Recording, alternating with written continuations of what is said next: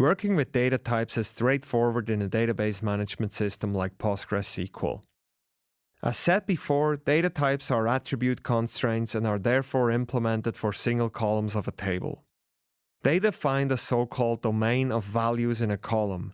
That means what form these values can take and what not. Therefore, they also define what operations are possible with the values in the column, as you saw in the previous exercises.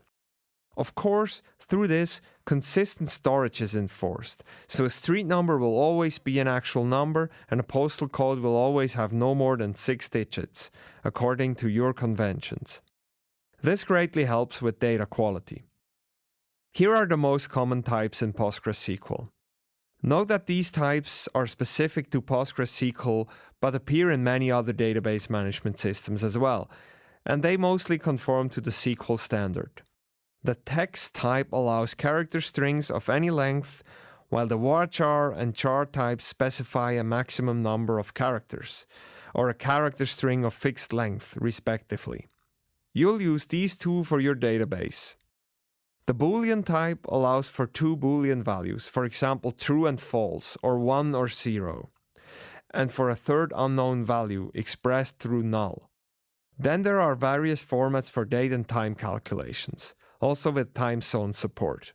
Numeric is a general type for any sort of numbers with arbitrary precision, while integer allows only whole numbers in a certain range.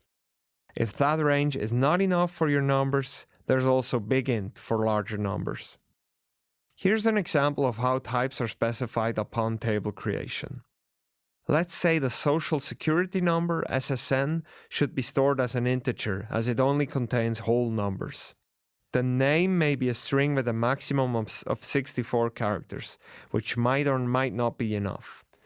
The date of birth, DOB, is naturally stored as a date, while the average grade is a numeric value with a precision of 3 and a scale of 2, meaning that numbers with a total of 3 digits and 2 digits after the fractional point are allowed.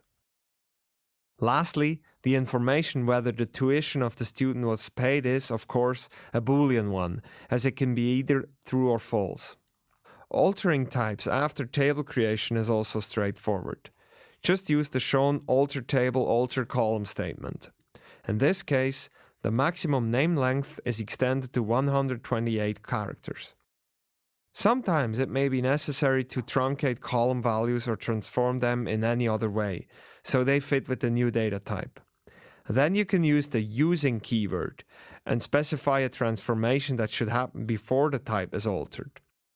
Let's say you'd want to turn the average grade column into an integer type. Normally, PostgreSQL would just keep the part of the number before the fractional point. With using, you can tell it to round the number to the nearest integer, for example. Let's apply this to your database and add the proper types to your